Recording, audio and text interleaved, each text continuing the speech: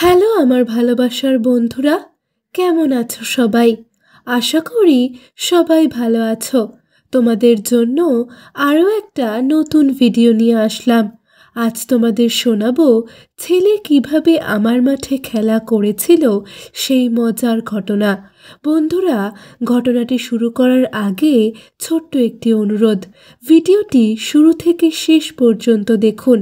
আশা করি অনেক মজা পাবেন।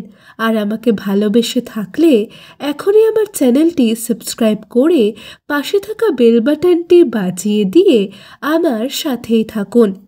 বন্ধুরা, আমার নাম রূপালী, বয়স 40 বছর। আমার একটা সৎ ছেলে আছে, আর সেই ছেলে আর আমার মধ্যে শুধু খেলার সম্পর্ক। আমার সৎ ছেলের নাম নাইম। আমি একদিন সকালে রান্নাঘরে রান্না করছিলাম। নাইম পিছন থেকে এসেই আমাকে জড়িয়ে ধরল। আমি তখন নাইমকে বললাম, এখন না বাবা, পরে সময় হলে আমি তোমাকে কাছে ডাকবো, এখন ছাড়ো, কেউ এসে দেখে ফেলবে। তখন নাইম ওর পকেট থেকে একটা ওষুধ বের করে আমার হাতে দিয়ে বলল, এই ওষুধটা খেয়ে নাও, তাহলে তোমার চাহিদা অনেক বেড়ে যাবে। আমি রান্নাঘর থেকে বেরিয়ে এসে আমার রুমে গিয়ে ওষুধটা খেয়ে নিলাম। দিনের সব কাজকর্ম শেষ করে আমি রাতে বিছানায় শুয়ে নাইমের কথা ভাবতে লাগলাম, কিন্তু নাইম সেদিন আমার রুমে আসলো না। তাই আমি আমার স্বামীর কথা চিন্তা করে মনে মনে ভাবলাম, এত বছর ধরে যে আমার মাঠে খেলছে, আজ তাকে দিয়েই আমার কাজ চালিয়ে নিই। এসব ভাবতে ভাবতে যখনই আমি আমার স্বামীকে ডাকতে যাব, ঠিক তখনই আমার মোবাইলে একটা কল এলো। মোবাইলটা রিসিভ করতেই নাইম বলল, তাড়াতাড়ি উপরের রুমে আসো।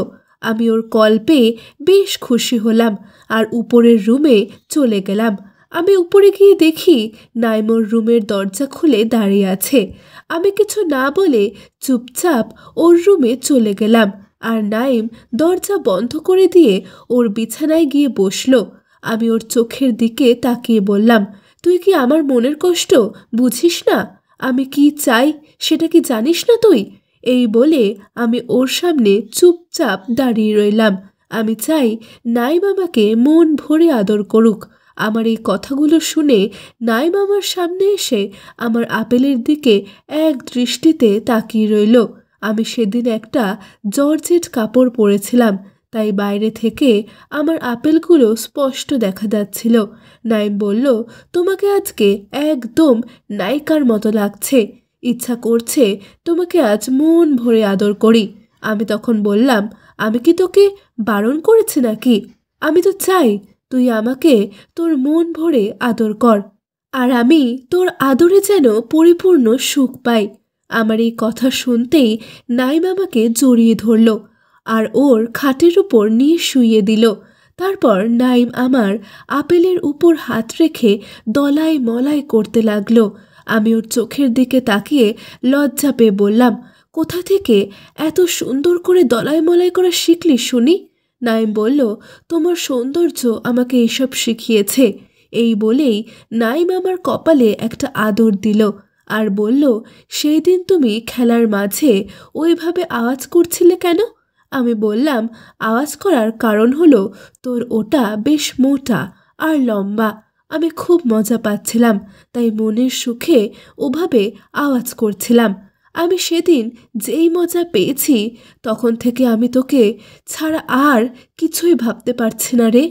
আমার এই কথা শুনেই নাইম আমার আপেল খাওয়া শুরু করলো আর আমার দিকে তাকিয়ে বলল, তুমি শুধু দেখো আমি কত ভালো খেলতে পারি।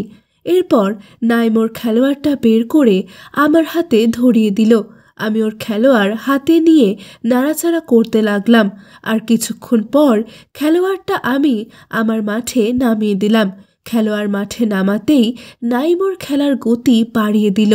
এভাবে এক টানা প্রায় 25 মিনিট নাইম আমার মাঠে খেলা করলো। খেলার মাঝে আমি নাইমকে আমার আপেল খেতে দিলাম। খেলার মাঝে আপেল খেলে এক অন্যরকম সুখ পাওয়া যায়। সে রাতে নাইম আমার মাঠে 4 বার খেলা করার পর শান্ত হয়েছিল। এরপর সকাল হওয়ার আগেই আমি নাইমের রুম থেকে আমার রুমে চলে যাই, যেন কেউ কিছু বুঝতে না পারে। এভাবে মাঝে মাঝেই রাতে আমি আর নাইম মন ভরে খেলা করতাম। একদিন নাইমের বন্ধু কিভাবে আমার মাঠে খেলা করেছিল সেই ঘটনা আগামী পর্বে শোনাবো। বন্ধুরা, আজ এ পর্যন্তই। এরকম সুন্দর সুন্দর সব ঘটনা শুনতে আর ভিডিও পেতে এখনই আমার চ্যানেলটি সাবস্ক্রাইব করে নাও। আর আমাকে ভালোবেসে থাকলে এখনই আমার ভিডিওটিতে একটা লাইক ও শেয়ার দিয়ে দাও। আর হ্যাঁ, তোমার মনটা যদি ভালো থাকে তাহলে অবশ্যই কমেন্ট করে জানাও। বন্ধুরা, আগামী পর্বে কেমন গল্প শুনতে চাও সেটা জানাতে ভুলে যেও না কিন্তু। এতক্ষণ আমার সাথে থাকার জন্য তোমাদের অসংখ্য ধন্যবাদ। সবাই ভালো থাকো, সুস্থ থাকো।